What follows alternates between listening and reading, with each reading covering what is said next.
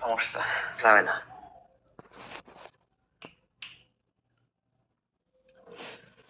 আল্লাহ, তা ওই যে কি আর কব কর, তার স্বামীর কি অবস্থা? আছে এরকমই। আশিক এই জিনিসটা বুঝলো না তোমার?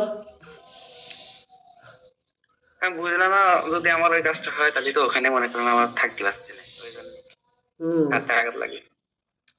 কালকে সে কথা তো বললো, ওর ওর বোন ওর আম্মু বললো সবই। বলছে, কি বলছে জানেন? কি বললো?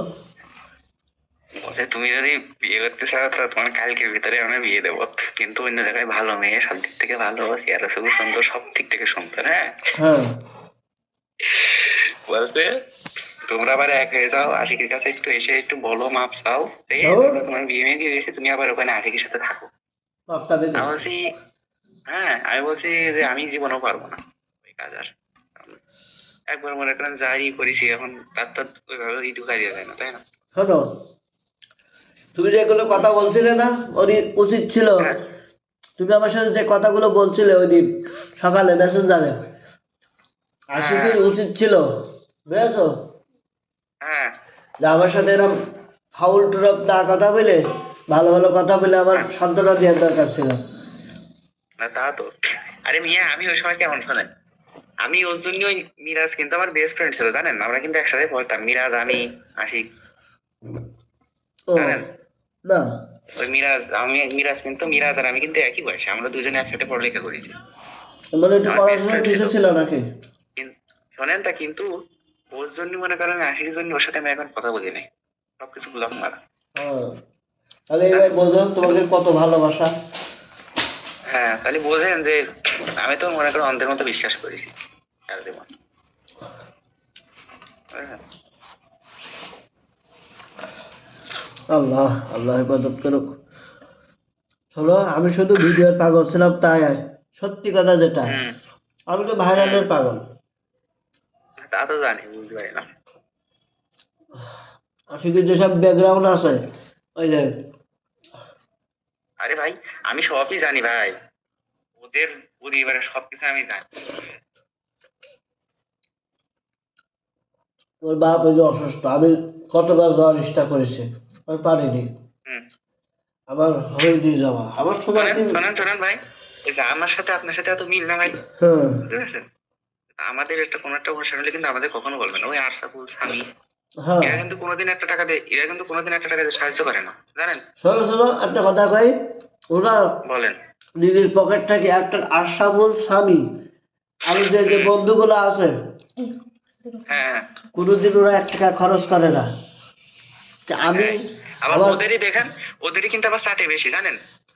চাপ পেতো, আমার কাছে দেখো সাহস চাইতো, এখনো কিন্তু আমি ওর কাছে 1500 টাকা পাই, তা আমি বলছি না, তোমার এতদিন ধরে ভিডিও করি। মাত্র ভাই, মাত্র।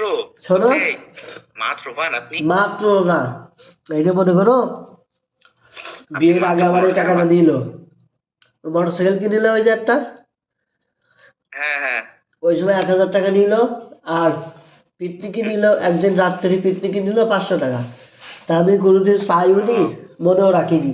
ও একদিন করছিল ভাই দিবা রে, তা বলছি তোর দেওয়া লাগবে না রে, ও খরচ করে ফেলাচ্ছিস ফেলা, এমনি শুধু এই খরচ আর টুকিটাকি খরচ তো আমি আমি করেছি। শুনেন, আমি প্রায় 10,000 টাকা পাই ওর কাছে, আমি বুঝতে ভুলে পেরেছেন ভাই? আমি ভুলে গেছি, যে ওর ইনকাম কত দেবে করতে, বুঝেছো? তো কি করছো, খাওয়া দাওয়া হ্যালো, করেছো? না এখনো করিনি। বলছি এই, কও। দেখে নেন 10-এর দিকে যেতে পারেন কি, বুঝেছেন? হ্যাঁ, দেখে নেন। আমার এই যে একটা ওষুধ খাচ্ছি তো, ইমপ্রেশনের থেকে ওষুধ আনতে হয়, যাওয়ার সময় করে। ও গেলি, শোনেন শোনেন ভাই, বলছি গেলি আমার কাছে কল দেবেন, বুঝেছেন? আচ্ছা, আর ওই দেখে নেন, ঘুরতে ঘুরতে যেতে পারেন কি, ওই কি কর খালি তো ভালো সুন্দর হয়েছে, হ্যাঁ, ভাবিন যে যেয়ে নেন।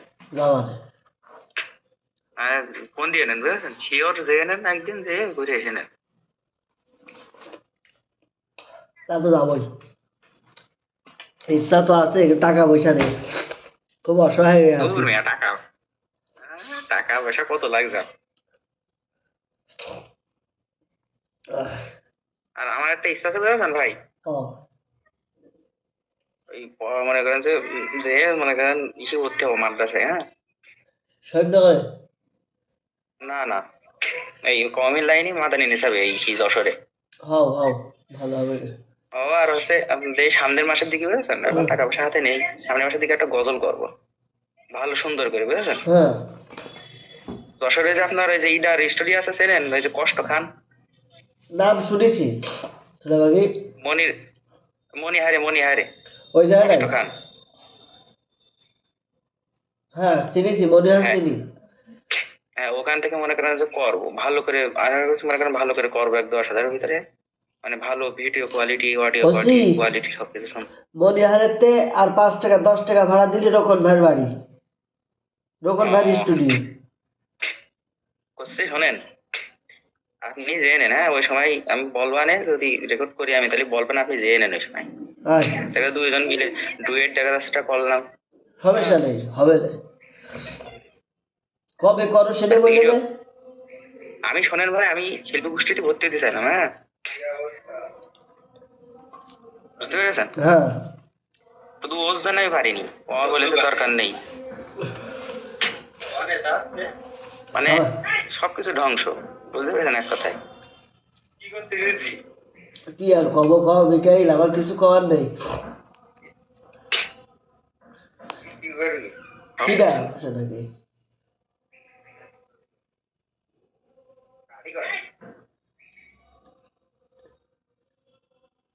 মিকাইল তাহলে পরে কথা কবালে। হ্যাঁ, আচ্ছা ঠিক আছে। রাখলাম। আচ্ছা।